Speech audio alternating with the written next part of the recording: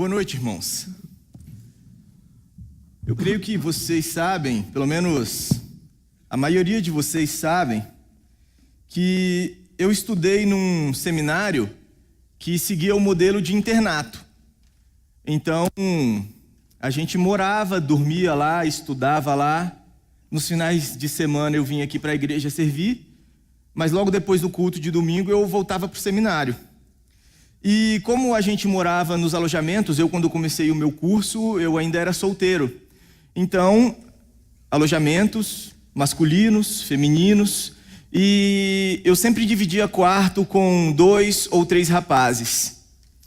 E numa dessas oportunidades que eu tive de dividir quartos, eu dividi quarto com um rapaz que se tornou meu amigo. Ele era um veterano, ele estava 1 ano adiantado de mim no seminário, e ele me contou a sua história. Queria falar um pouco dela para vocês, que ele se casou muito jovem, talvez com 18, não mais que 19 anos. E ele disse para mim: Vitor, eu me casei com a minha primeira namorada. E ele falava: eu me casei virgem, não porque eu quisesse guardar a minha pureza, a minha santidade na área sexual para o casamento. Não foi por isso, porque na verdade eu me converti com 18 anos. E ele falava para mim, eu me lembro que inclusive no ano em que eu me converti, eu estava disposto a... Na verdade, eu me converti com 18 anos. E ele falava para mim, eu me lembro que mas ele me dizia, eu me converti, eu era muito tímido, eu não tinha qualquer jeito. Na verdade, eu me converti com 18 anos. Por envolver nenhum relacionamento, dificilmente amizade, muito menos namoro com mulheres. Mas naquele ano em que eu havia decidido isso, eu ia para o carnaval, mas acabou que não fui para o carnaval, ainda esse amigo meu me contando a história dele, e eu fui para um acampamento cristão. E nesse acampamento de carnaval, ele veio a se converter. E naquele mesmo ano, ele conheceu a sua namorada, que veio a se tornar a sua esposa. E talvez com menos de 2 anos de casado, não me lembro os mínimos detalhes, mas eles tiveram um filho. E para ele, a vida dele estava perfeita, porque ele me contava com essas nuances a história. Eu que sempre fui muito tímido, mas agora eu já estava resolvido, eu finalmente consegui uma namorada, uma esposa, a vida estava indo super bem, até que ele, super jovem, antes dos seus 25 anos de idade, um acidente de carro levou a vida da sua esposa e do seu filhinho. E era triste, muitas vezes a gente dormindo e às vezes eu acordava na madrugada e eu via aquele rapaz se contorcendo na cama, revirando e sem conseguir dormir. Sempre que era aniversário do filho dele, isso acabava com ele. E ele disse para mim: Vitor, às vezes eu tenho dificuldade de acreditar que Deus me ama. Alguns momentos são difíceis. Alguns momentos eu tenho dificuldade em acreditar no amor de Deus. E ele foi ainda mais ousado na sua sinceridade, nas suas palavras, porque ele disse: na verdade, em alguns momentos, para mim é difícil não odiar Deus. Ele falou isso para mim. E eu certamente não o julguei. Com certeza todos nós passamos por situações difíceis, passamos por sofrimentos. Eu já tive situações na minha vida de sofrimentos profundos, de solidão, de desesperança, mas eu não ousaria dizer que eu sei o que esse amigo meu passou. Mas a verdade é que as circunstâncias difíceis, as diferentes circunstâncias da vida, elas são assim. Elas são como névoas muito densas que embaçam a nossa visão e que nos impedem de enxergar aquele ponto nítido, aquele feixe de luz onde é cristalino o amor de Deus, onde é evidente o amor de Deus. As diferentes circunstâncias da vida, talvez circunstâncias tão trágicas quanto essas que meu amigo viveu, mas talvez circunstâncias muito mais corriqueiras. Traumas do passado, ansiedades em relação ao futuro, frustrações cotidianas no nosso presente. Muitas delas, quem sabe, nós as vivemos hoje e que tornam difícil para nós enxergarmos realmente esse ponto nítido, onde o amor de Deus é claro, onde o amor de Deus é inconfundível. E é por isso que é importante que nós abramos a palavra de Deus e que nós possamos olhar esses lugares que nos mostram o amor de Deus por nós, que testificam para nós a verdade do amor de Deus, porque o amor de Deus derramado em nossos corações é o único combustível que pode nos levar a uma vida espiritual rica, frutífera. Então é justamente para esses pontos, para esses lugares que nos mostram o amor de Deus, que eu quero observar com os irmãos esta noite, no livro de Malaquias. Observar nesse pequeno trecho em Malaquias, capítulo 1, versículos 1 a 5, algumas demonstrações do amor de Deus, que nos levam a sermos alimentados por esse amor, confiantes neste amor e a prosseguirmos neste amor, mesmo diante de circunstâncias difíceis, desafiadoras. O povo de Deus, Israel, nesse contexto, eles estavam vivendo situações extremamente desafiadoras. E eles estavam duvidando, eles estavam questionando do amor de Deus. E o que Malaquias nos mostra é que essa dúvida, esse duvidar do amor de Deus, era justamente a raiz de todos os pecados que Malaquias confronta no seu livro. Então nós precisamos observar e alimentar o nosso coração através das demonstrações do amor de Deus, porque as circunstâncias vão nos levar para esses lugares difíceis, vão nos levar para esses raciocínios que nos prendem em nós mesmos, que nos prendem nos nossos desânimos, nas nossas frustrações e nos impedem de enxergar as demonstrações claras do amor de Deus, porque nós passamos a procurá-las de acordo com as nossas lógicas, com as nossas emoções frustradas, e ali nós não vamos encontrar o amor de Deus. Onde nós encontramos o amor de Deus? Vamos ler nesta noite.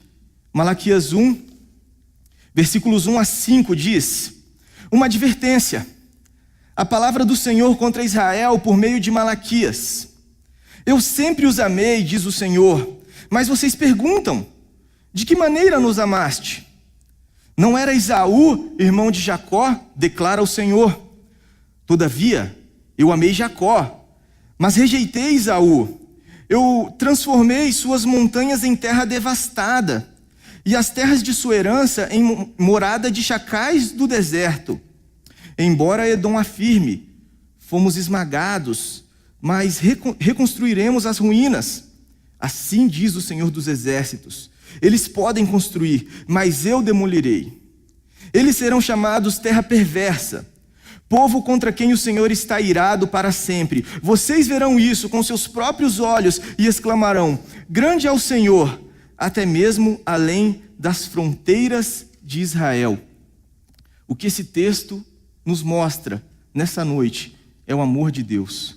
O que esse texto diz para nós nesta noite são as manifestações do amor de Deus, as quais devem chamar a nossa atenção, para que nós não sejamos distraídos nas nossas próprias decepções, frustrações, e venhamos a duvidar do amor de Deus, e assim a nossa vida espiritual se torne medíocre, se torne fria, se torne desanimada. Manifestações, demonstrações do amor de Deus. E o que Malaquias nos diz é que o amor de Deus, ele se demonstra, em primeiro lugar, na sua permanência. Começa o livro de Malaquias, começa a argumentação de Deus através de Malaquias com Israel, através de uma afirmação poderosa. E é uma afirmação poderosa, uma afirmação sublime, que a gente pode passar por ela desapercebidos, porque na nossa tradução, na tradução que eu li agora, diz: eu sempre os amei. E essa tradução, ela não traz de maneira tão clara a força da afirmação de Deus nesse texto. Porque ele diz, eu os amei, e pode dar um pouco de dúvida para nós, porque está no pretérito perfeito, naquele passado que já foi concluído, amei. Mas ainda ele coloca um advérbio de tempo, um modificador que ele diz, eu sempre os amei. Mas pode passar para nós a ideia, tá, sempre os amei, mas ainda está no passado. Porque realmente é uma tradução difícil, é uma tradução que não encontra equivalência na nossa língua. E fica realmente difícil de traduzir. Porque o que Deus está falando aqui para Israel, de maneira clara, é o seguinte: Israel, um dia eu os amei. Eu continuei os amando. E eu continuo os amando. E eu sempre os amarei. Isso nunca vai mudar. Então é uma declaração poderosa, é uma declaração de permanência. O que Deus está falando aqui, olha, o amor de Deus pelo seu povo, ele é contínuo, ele é infalível, ele nunca vai falhar, ele é imutável, ele é eterno. Então, Malaquias, quando ele está querendo incitar o povo a voltar à santidade, a santidade devida à aliança do povo de Deus, e Deus faz isso através da boca de Malaquias, Deus começa fazendo isso, querendo motivá-los pelo amor. Deus quer motivar Israel a mudar pelo amor. O interessante é que Israel, nesse contexto aqui, estava muito desanimado. Israel, ele já tinha vivido a sua glória no passado. Israel teve o grande rei Davi, e depois do grande rei Davi, o rei Salomão. Mas depois de Salomão, Israel começou a viver a sua decadência. Por causa dos pecados de Salomão, o reino de Israel foi enfraquecido e foi dividido. Reino do norte, reino do sul. E ali o povo continuou pecando, continuou caindo em idolatria. Deus enviou seus profetas e ainda assim o povo não queria se arrepender. E Deus por diversas vezes, é bem visível isso, por exemplo, no livro do profeta Jeremias, que Deus fala, olha, eu vou enviar uma nação como castigo para Judá. Eu vou enviar a Babilônia, que vai levar vocês para o exílio e que vai destruir completamente Judá, vai destruir completamente Jerusalém, que é a capital. Se vocês não se arrependerem, o povo não se arrependeu. Nabucodonosor, o grande rei da Babilônia, invadiu Judá, invadiu Jerusalém, levou o povo cativo para o seu império, para o seu reino, para a sua capital, Babilônia. 70 anos depois, se cumpre o tempo do castigo de Deus. O povo volta para a terra prometida, o povo volta para Judá, o povo volta para Jerusalém. E agora, o povo está desanimado. O povo olha para a sua cidade, nem sombra da glória que já foi um dia. O povo já não tem mais um rei soberano. O povo agora tem que pagar tributos para outros impérios. É um pequeno país. Cadê aquela glória? Cadê as promessas de Deus? Será que Deus ainda nos ama? O povo cai num desânimo. E Deus começa a sua afirmação dizendo, eu sempre os amei. E eu sempre vou os amar.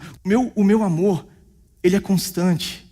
O meu amor nunca vai falhar. O meu amor nunca vai mudar e muito menos desaparecer. Deus quer fortalecer o seu povo em primeiro lugar, através da certeza do seu amor. Um amor que permanece, porque não é um amor fundamentado em circunstâncias, não é um amor fundamentado em homens, é um amor fundamentado em primeiro lugar no caráter do próprio Deus. É como se Deus dissesse, porque eu não mudo. Um dia eu os decidi amar. Eu continuo os amando. Mesmo em meio às suas misérias, aos seus pecados, à sua falta de esperança, o meu amor permanece e permanecerá. Deus queria motivar o povo à adoração, motivar o povo à vida e ao serviço, através do amor. Sabe, meus irmãos, uma das experiências mais gratificantes no aconselhamento pastoral que volta e meia eu vivo, é quando vem algum crente, algum irmão, e ele chega com dúvidas da sua salvação. E é uma dúvida cruel. E muitas vezes são pessoas que começam a falar sobre suas dúvidas, sobre as suas inquietações, mas aquele pecado que eu cometi, e mais o meu caráter, e por que eu não vejo talvez no meu coração o amor a Deus que deveria estar lá, se eu realmente sou salvo, e será que eu sou realmente aceito por Deus? E uma série de indagações. Muitas vezes por causa de questões do passado, pecados tidos por essas pessoas como imperdoáveis. E talvez você tenha passado por isso já alguma vez na sua vida, talvez não, mas aqueles que passaram sabem o quanto isso aflige a alma. Sabe o que é colocar a cabeça no travesseiro e falar: e se eu morrer hoje? Será que eu estou seguro nas mãos de Deus ou eu não estou? E a Bíblia diz que Satanás, ele vem com seus dardos inflamados para afligir a nossa consciência. Ele se aproveita dessas fraquezas, sim. Mas quantas vezes, conversando com essas pessoas e abrindo a palavra de Deus e meditando sobre o amor e a fidelidade e a verdade da palavra de Deus, da salvação pela fé e pela fé somente num Deus que é impossível que minta e que nos dá essas promessas, e essas pessoas são conduzidas pelo Espírito Santo a abrir a palavra de Deus e a confiar na palavra de Deus, na certeza trazida pela palavra de Deus, e muitas vezes saem dessa conversa de uma maneira regozijante, motivadas pelo amor de Deus, um amor de Deus que sim, se eu olhar para mim mesmo, eu vou ter medo. Se eu olhar para mim mesmo, eu vou fraquejar. Se eu olhar para os meus pecados, se eu olhar para a minha história, se eu olhar muitas vezes para minhas circunstâncias, mas o que Deus está falando: olha, o meu amor por vocês não é medido por essas circunstâncias, e muito menos pelos pecados que vocês têm cometido contra mim, pecados graves. Lemos Malaquias aqui, vemos divórcios, adultérios, injustiças sociais, menosprezando o culto de Deus. E ainda assim Deus diz: eu os amei um dia, eu continuo os amando, e eu sempre os amarei. O antídoto contra o medo que paralisa a nossa vida e paralisa muitas vezes a nossa consciência e tira a nossa alegria de viver e de servir a Deus é a certeza num amor constante, permanente, porque está baseado no próprio caráter de Deus. Eu creio que é por isso que em 1 João 4, versículo 18, nessa carta em que João ele está escrevendo, e ele diz o propósito dessa carta, ele diz: essas coisas vos escrevi para que saibais que tendes a vida eterna, vós que credes no Filho de Deus. E João diz que no amor não há medo, ao contrário, o perfeito amor expulsa o medo, porque o medo supõe o castigo, condenação. Aquele que tem medo não está aperfeiçoado no amor. Esse é o caminho da maturidade, da segurança que Deus tem para cada um de nós. Mas muitas vezes nós, como cristãos, podemos vacilar sim na nossa confiança no amor de Deus, e a palavra de Deus vem para nos dar essa segurança, essa certeza. Assim como Israel estava vivendo ali inseguro, e a partir dessa insegurança, a partir dessa desconfiança no amor de Deus, eles não conseguiam servir a Deus com alegria, com júbilo, com adoração. Estavam caindo numa religiosidade fria, e Deus começa então querendo motivá-los a partir do amor, demonstrando: o meu amor, ele não vai falhar, ele não vai mudar. Eu amo vocês, independentemente de vocês mesmos, independentemente das circunstâncias. Eu os amei, eu continuo os amando, eu sempre amarei. Precisamos confiar na palavra de Deus e alimentar o nosso coração com a palavra de Deus, com essa verdade de um Deus que nos ama permanentemente. O amor de Deus, ele se mostra na sua permanência, porque ele está de acordo com o caráter do próprio Deus. Mas em segundo lugar, o amor de Deus, ele se mostra na sua aliança. É interessante porque o versículo 2 ele continua, Israel, ele não entende isso, ele não entende o amor permanente de Deus, ele não entende o amor imutável de Deus, porque Israel está olhando para a sua circunstância. Então quando Deus diz, eu sempre os amei, Israel diz, de que maneira nos amaste? Como assim, Deus? O Senhor me ama, que amor é esse? Olha a minha situação. Olha a nossa situação, Deus. Olha a nossa miséria.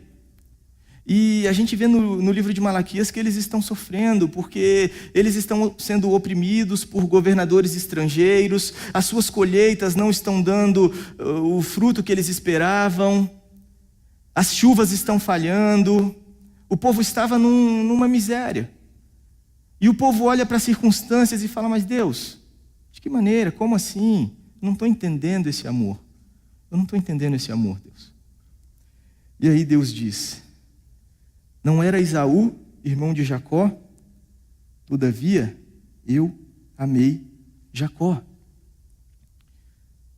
Deus está querendo levar Israel a compreender uma realidade espiritual muito mais profunda através dessa comparação. E ele usa uma história bem conhecida de Israel, o povo de Deus. Porque Esaú, Jacó, 2 filhos de Isaac, patriarca do povo de Israel. Isaac teve esses 2 filhos que eram filhos gêmeos.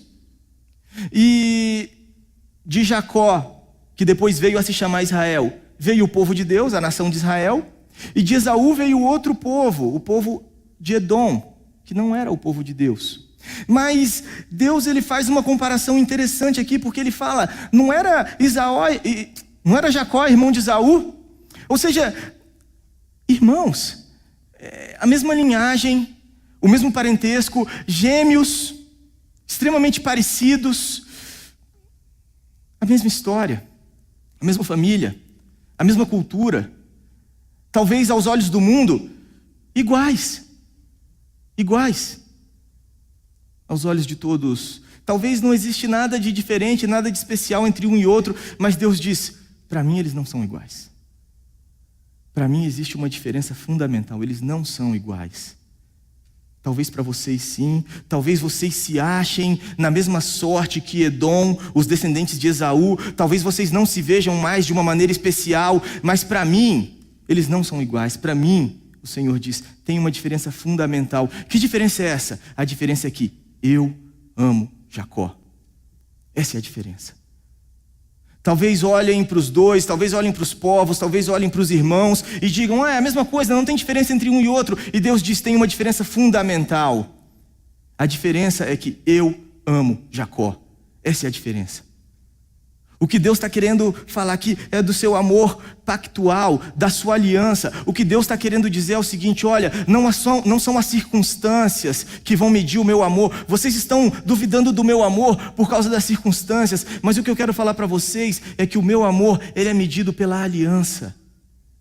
O meu amor é medido pela aliança. E nós precisamos entender isso, porque muitas vezes essa mesma circunstância atinge o nosso coração e nos toma de insegurança, e nós duvidamos do amor de Deus dessa mesma forma. E muitas vezes nós somos assim, porque a verdade e a Bíblia diz, o nosso coração ele é totalmente inseguro, assim. O nosso coração ele é temeroso. Muitas vezes nós queremos nos exaltar, nós queremos nos colocar como donos do nosso próprio destino, mas a gente sabe, quando a gente coloca a nossa cabeça no travesseiro, a gente sabe quando vem uma pequena doença, a gente sabe quando somos tomados de situações desafiadoras, como somos inseguros. Nós somos inseguros. Nosso coração tem essa insegurança porque nós temos essa necessidade de salvação. Mas muitas vezes nós colocamos essa necessidade de salvação, essa insegurança nas mãos de outras pessoas. Esse é o nosso problema. E eu, tomado pela minha insegurança, eu busco me autodeterminar através do meu emprego.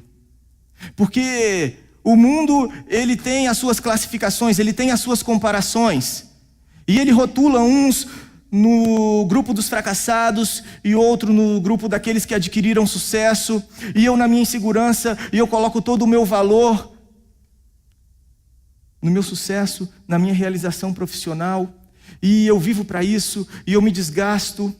E às vezes eu me desgasto no meu local de emprego porque eu me comparo àquele homem, àquela mulher que é muito mais competente que eu de repente, e que eu falo, poxa, mas se pelo menos eu fosse como ele. E eu fico me comparando, e muitas vezes eu acho que a minha dignidade, a minha aceitação está num relacionamento amoroso, e eu entro às vezes num relacionamento abusivo, e eu vou me colocando, e eu vou correndo atrás com tantas ansiedades para satisfazer essa insegurança que existe no meu coração. Mas o que Deus diz é, por mais que você tente se comparar por padrões mundanos, por mais que você tente conquistar e achar que aí se repousa a sua segurança, Deus diz, pare de se comparar, porque para mim, você não é igual. Para mim tem uma diferença fundamental aí. Eu te amo. Você não é igual. Você não é igual ao mundo. Para com isso. Descansa no meu amor. Nós sabemos que isso se concretizou na cruz de Cristo. Na cruz de Cristo, Deus ele manifestou o seu amor. E a Bíblia diz, lá em Isaías, que Jesus ele olhou para o fruto do seu penoso trabalho. O fruto do seu trabalho difícil lá na cruz. Que fruto é esse? Somos nós. E ele se alegrou. É isso que diz Isaías. Ele se alegrou e por isso ele foi até o fim. Trabalho difícil, suou sangue. Pai, se possível, passa de mim esse cálice, mas não seja feita a minha vontade, mas a sua. E ele foi até o fim, porque ele enxergava o fruto, ele enxergava o resultado. E o resultado somos nós, povo de Deus. Então, o que Malaquias está querendo dizer, o que Deus está dizendo, pare de se comparar, pare de achar que vocês são iguais a outros povos, vocês não são, existe uma diferença, e o mundo vai tentar nos comparar, o mundo vai tentar nos colocar nessa mesma fórmula, nesse mesmo rótulo, e a gente muitas vezes cai nessas armadilhas do mundo, e entregamos nosso coração a isso, e achamos que aí repousa a nossa dignidade, aí repousa a nossa segurança, e não nos cansamos de constantemente nos comparar, e correr, e Deus diz, pare. Descanse no meu amor. Encontre a sua aceitação, a sua dignidade no meu amor. Uma autora americana que tem ficado famosa no Brasil, uma autora cristã, ela tem escrito livros na área de aconselhamento, Nancy Demos, ela tem uma frase que diz que quando Deus enviou o seu Filho Jesus, colocou um preço em nós. Então por que você está deixando que outros determinem o seu valor? A Bíblia diz, vocês foram comprados por preço, o preço do sangue de Cristo. Precisamos entregar toda a nossa insegurança nas mãos de Deus, na cruz do nosso Salvador, enxergarmos a nossa aceitação, para que aí sim, sejamos livres para progredir no mercado de trabalho, para desenvolver relacionamentos amorosos, mas tudo de acordo com a vontade de Deus, para a glória dele, porque aí sim encontraremos a nossa liberdade. Mas se estamos nos desgastando e permitindo que isso domine o nosso coração, e permitir que essa insegurança, essa tristeza nos aprisione, temos julgado a nossa identidade, a nossa dignidade, de acordo com comparações mundanas.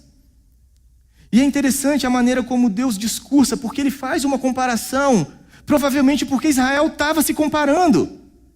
E Deus diz, não, vocês são diferentes, vocês são o povo do meu amor, vocês são o povo da minha aliança, aí está a dignidade de vocês, aí, parem de se comparar de acordo com padrões mundanos, de acordo com padrões humanos, saiam disso, olhem menos para as circunstâncias, olhem mais para a minha aliança. A dignidade de vocês está em ser amado por mim, assim diz o Senhor. E por último, o amor de Deus, ele se demonstra ainda que nas dificuldades. Eu talvez diria, sendo mais fiel aqui ao texto, ainda que na disciplina, ainda que no castigo de Deus, porque Deus, ele continua através de Malaquias, versículo 3, final do versículo 2, todavia eu amei Jacó, mas rejeitei Esaú. Eu transformei as suas montanhas em terra devastada, e as terras de sua herança em morada de chacais do deserto.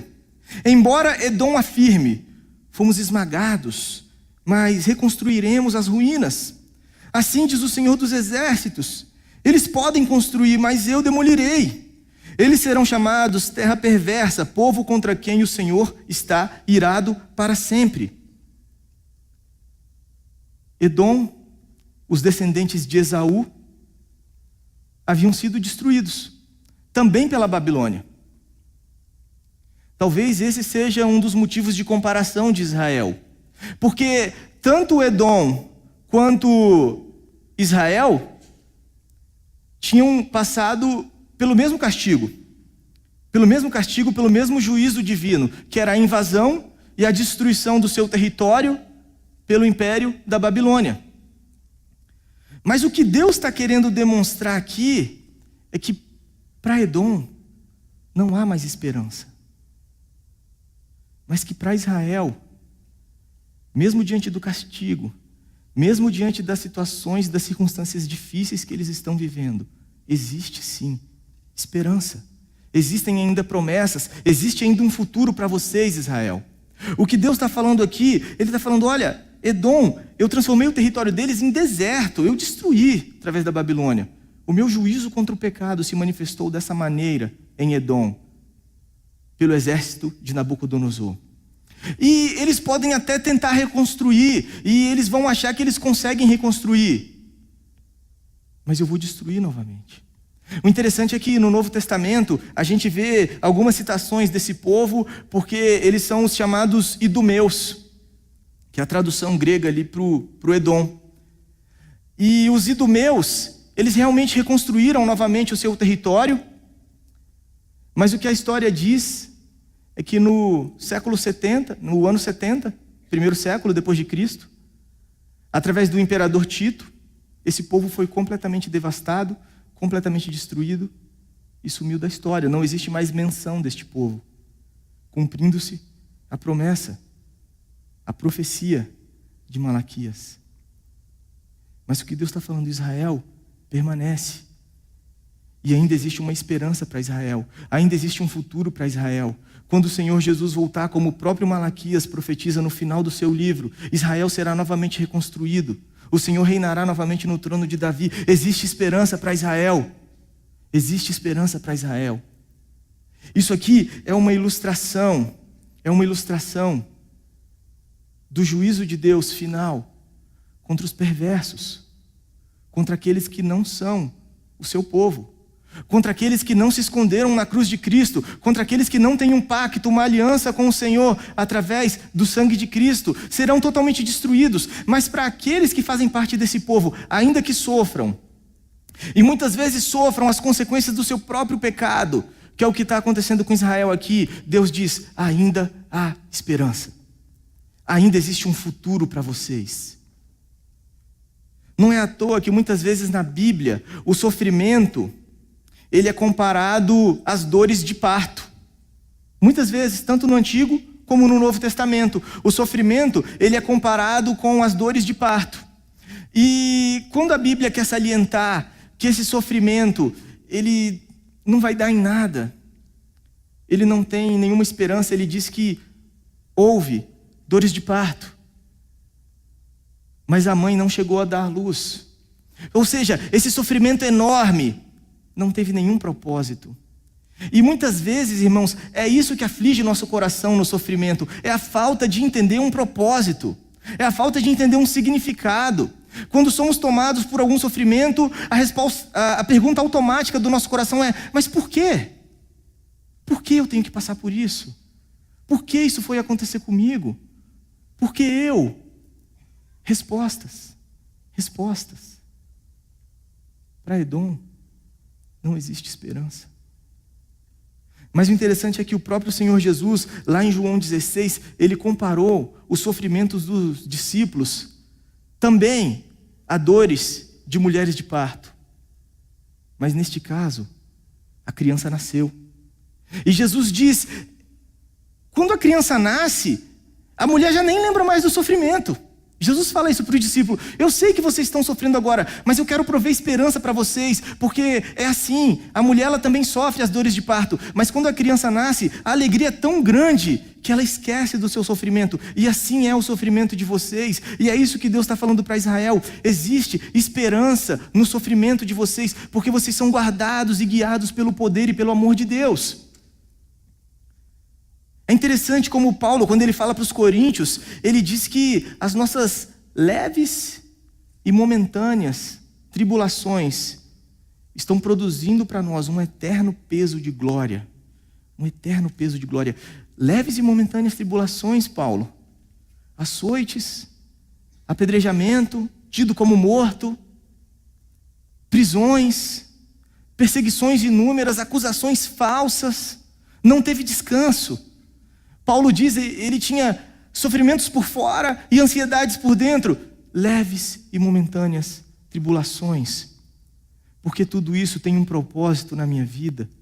Porque isso tudo está produzindo um eterno peso de glória na minha vida. Então, ainda que haja sofrimento, ainda que haja circunstâncias, inclusive sofrimentos decorrentes do nosso próprio pecado, para aqueles que se refugiam em Cristo, aqueles que se refugiaram no amor de Deus, ainda existe esperança, ainda existe propósito. Porque Romanos 8:28 diz que todas as coisas cooperam juntamente para o bem daqueles que amam a Deus. E Paulo está falando de sofrimento nesse contexto, porque ele diz: o que vai nos separar do amor de Cristo? E fala só tragédia, é morte, tribulação, angústia, perigo, espada. Não, sobre todas essas coisas nós somos mais que vencedores, porque tudo isso está cumprindo o seu bom propósito. Cada circunstância na nossa vida, circunstâncias difíceis, produzindo em nós o bem almejado pelo Senhor, nos preparando cada vez mais para a eternidade, colocando o nosso foco no céu. Certa vez eu vi um pastor fazendo uma ilustração, e ele disse que o sofrimento é como um pesadelo. E ele falava: imagina que durante a madrugada eu tenho um pesadelo e eu sonho que toda a minha família morreu. E eu fico desesperado naquele sonho e eu acordo ofegante. E aí eu vejo, foi só um sonho. A minha esposa está do meu lado, certamente meus filhos estão no quarto dormindo. E ele disse que o sono seguinte se torna muito mais doce. Porque até o nosso sofrimento vai realçar a glória da eterna alegria que teremos juntamente com Cristo. Porque é justamente isso que Deus fala no versículo 5. Ele diz: vocês verão isso com seus próprios olhos, e vocês exclamarão: grande é o Senhor, até mesmo além das fronteiras de Israel. O que Deus está falando: olha, depois que os meus planos soberanos forem concluídos, tanto para a destruição do perverso, como para a salvação e exaltação dos justos, vocês finalmente vão entender os meus planos, a minha grandeza, a minha glória, e vocês vão me engrandecer. Agora vocês não entendem, mas vocês entenderão o propósito de tudo que vocês estão passando. Vocês verão com seus próprios olhos, e vocês me engrandecerão. Existe esperança, mesmo nas situações difíceis, mesmo no sofrimento. O amor de Deus continua a nos acompanhar. Esse texto nos ensina que o amor de Deus, ele é demonstrado pela sua aliança eterna e não pelas circunstâncias, que por mais difíceis que sejam, e que afligem nosso coração. O sofrimento, ele vai ser uma experiência comum a todos nós, neste mundo. O Senhor Jesus disse isso: teremos sim tribulações, teremos sim aflições, mas por mais intensa que sejam, passageiras. Então, sempre que as circunstâncias, as adversidades, as ansiedades nos distanciarem do coração de Deus, devemos olhar para onde o amor de Deus é cristalino, é claro, e nos apegarmos a isso. O amor de Deus, ele é eterno, porque é prometido na sua palavra. Ele é eterno.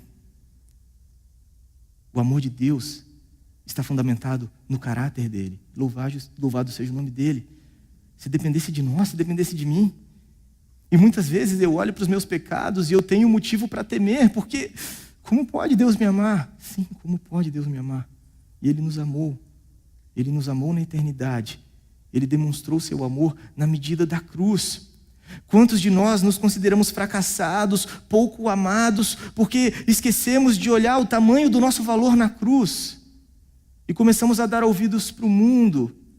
Isso causou descontentamento no nosso coração, frustração no nosso coração, sofrimento, porque eu coloco a minha alegria, a minha segurança, a minha dignidade em coisas do mundo. Mas Deus diz: não, você não é igual ao mundo. Pare de se julgar, de se comparar de acordo com o mundo. Você é eternamente amado por mim. Aí repousa o seu valor, aí repousa a sua dignidade. O amor de Deus medido na aliança da cruz. O amor de Deus que nos dá esperança na situação mais difícil que estivermos vivendo. Precisamos nos lembrar: isso está produzindo eterno peso de glória na minha vida. Por mais difícil que seja, ainda há esperança. E isso tudo vai passar. Eu tenho promessas de alegria eterna com o meu Deus. Esperança, esperança. Vamos orar, irmãos?